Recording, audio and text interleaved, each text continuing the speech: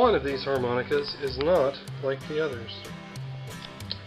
You've got a little Prewar Bandmaster from Seydel here. We've got another Bandmaster, bigger Bandmaster Prewar that I customized with the chestnut chord. We've got another Bandmaster from probably the 1980s from the German Democratic Republic, and this is a Weltmeister Blackbird, made about the same time. A Marine Band, a B Radical, and this. It's a Seydel Solist, but it's been modified, and it looks like that.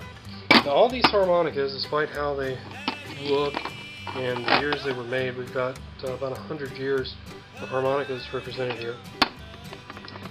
These harmonicas are all Richter harmonicas. They're all Richter note placement harmonicas, each and every one. But one of them is not a Richter harmonica. And of course, is this weird looking one right here. Now, what makes a Richter harmonica isn't the note placement, but it's the way it's made.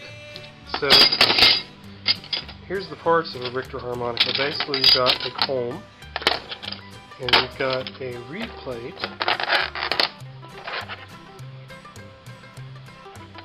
and you've got a cover plate. And of course, you also have a reed plate on the other side and a cover plate on the other side too. But you get the point. You got a sandwich. The reed plates and the cover plates are your bread. The comb's your meat. And there's the rest of the sandwich. That is Richter construction. So you think, okay, what are some other ways to make a harmonica? This one has what you would call a Vienna. It's a Vienna design. It's not Richter. It's a Vienna. And I'm using this one really to illustrate the similarities between Vienna and Richter. It's basically the same thing, except whereas in a Richter harmonica, you've got the blow and draw reeds in the same hole. In the Vienna system, you've got one for each. You've got a blow reed here in this cell. You've got a draw reed here in this cell. So this, admittedly, it's a homemade Vienna. And basically it used to be a Richter until I put a divider in the middle. And what I did was I took basically two thin combs and put a piece of wood between them to transform a Richter into Vienna. So I'm using this to illustrate that that's fundamentally the only difference between a Vienna style harmonica and a Richter style, in theory, is just this divider. Now here's an actual Vienna style harmonica, and it was made by Hohner back in the 1930s.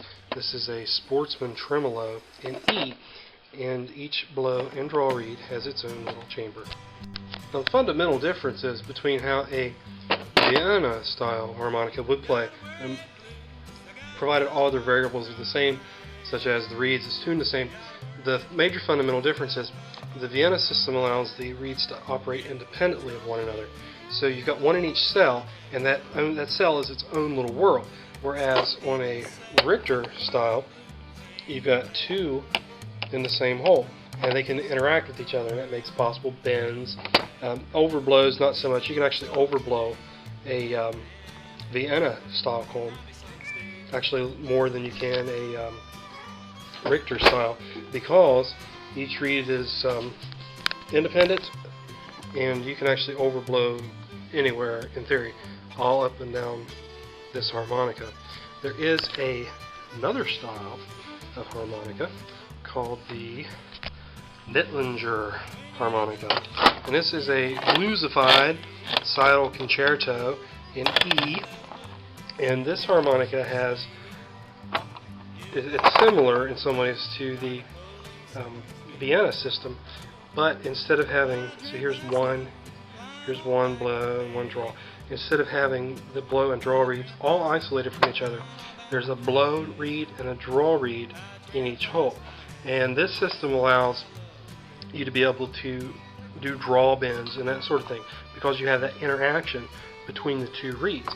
Now this one, when it's stock, is completely valved, so we'll have to take those valves off and then do some gapping before it's really a bendable harmonica, at least in the traditional sense with draw bends. But that's the idea. And in this one you've got one reed plate up here that is an entire harmonica, and then another one down here that's an entire harmonica, and they're separated 1 octave apart. And the Nettlinger style is usually reserved for octave harps, the Vienna for tremolo. And I would assume that the names of these designs come from where they originated. One would assume, maybe even a little bit more than assume, be almost sure, that the Vienna style originated with Wilhelm Thiel in Vienna, Austria. And the Nettlinger comb, I would assume, came from one of the Nettlinger companies. Peter Pohl is one that comes to mind. There were a couple others as well, I think. Basically, the harmonicas we've had so far that have been non-Richter have been either the Nettlinger, which is used for octave harmonicas primarily, or the Vienna, which is used for tremolo harmonicas primarily. So, but what other ways are there to make a harmonica, a diatonic harmonica, like we would normally play, that doesn't have 2 harmonicas, doesn't have double reeds? Well, here is an example, and this is an actual example of a harmonica that is non-Richter. And this harmonica would have basically covered just about a couple octaves. It wouldn't have been a full 3-octave harmonica like we're used to. This was, you can see here how clear this is going to be. But you can see here there's 2 reeds grouped together. And each of these reeds, we've got blow reeds and draw reeds. And each of these reeds, sets of 2 reeds, represent a hole. And those 2 are in there together. Now on the other side of the harmonica, you wouldn't have necessarily another reed plate.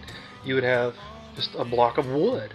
So you would only need, if the model had cover plates, you would only actually need 1 cover plate on the thing, because the back of it would be wood.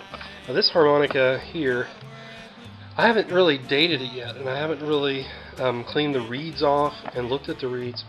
I see a lot of supposedly Civil War dug harmonicas on eBay and such that actually turned out, when you look at them, they're marine bands or they're old Seydels, and they're harmonicas that obviously date, after the 1890s, so long after the Civil War. And I don't think there were very many harmonicas in the Civil War anyway. And one of the stories is that's been circulating around is Civil War soldiers had all these harmonicas and they were in their breast pockets, and it saved their life because a bullet hit it and bounced off. But among other things, Civil War uniforms did not have breast pockets.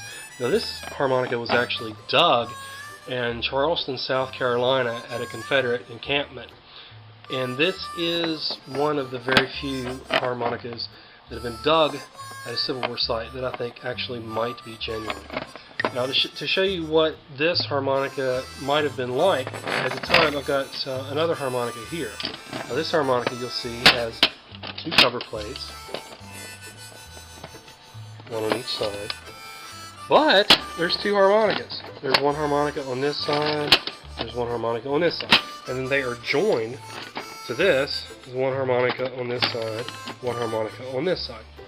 And what we've got basically is a little reed plate here that is just on one side. And the inside of it is cut diagonally, so each one you blow, you can see there, one side is reed plate, one side is wood. This is how harmonicas were before the Richter system came about. And remember, the Richter system is different from the Richter note placement. They're 2 different things. And it doesn't have to be Richter note placement to be a Richter harmonica, it just has to have the sandwich design. So you see each of these has a reed plate on one side and wood on the other. And this harmonica, I would assume, would be for playing chords. Mostly, I perceive this as one of the first chord harmonicas, really. And I don't know really how old this harmonica is. This harmonica is German. I haven't had this thing apart yet, and I've had it for a while. The nails are in there pretty tight, and I'm kind of leery about taking this thing apart, as usually I'm not, but this one I have in. This harmonica has really no markings whatsoever of manufacturer, but it does say DR patent.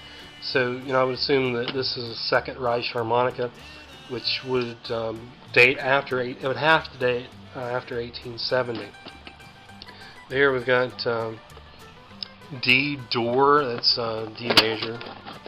Here we've got C-dur, that's C major. And here we've got G-dur, that's G major. And here we've got A. So we've got this thing that's tuned in fifths, and it's made so where you can, when you play this thing, you can flip it over and play another side really quickly. You can go down here, you can flip this side really quickly. So with the way it's made, why on earth would you need 4 harmonicas at the same time? And the only conclusion that I've been able to come up with was this was actually a very early design for an actual chord harmonica.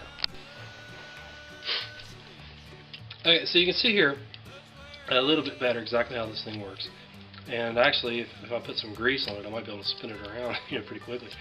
But this is the idea. 4 harmonicas mounted together. Well, actually 2 harmonicas, but 4 harmonicas, because each one of them has a harmonica on each end. Mounted together, and you can switch them very quickly to obtain new chords. So, I think that this is one of the first chord harmonicas. Now, here's how I envision it would have been used, not necessarily to play a blues type progression, but this is the idea. Whoops, that's not the idea. Okay.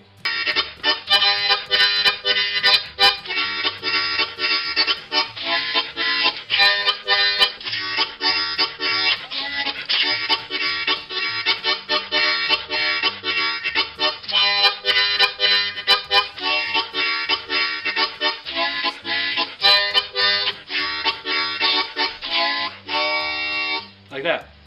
And you can find a lot of history information on my website, upriverharmonicas.com. Check out the harp school section of the website. That's where most of the history information is. And you can find lots of cool history stuff there, as well as harmonicas you can actually buy here in the here and now present time. So thanks, have a great day. You can find me at upriverharmonicas.com. Take care. And auf Wiedersehen, muchachos.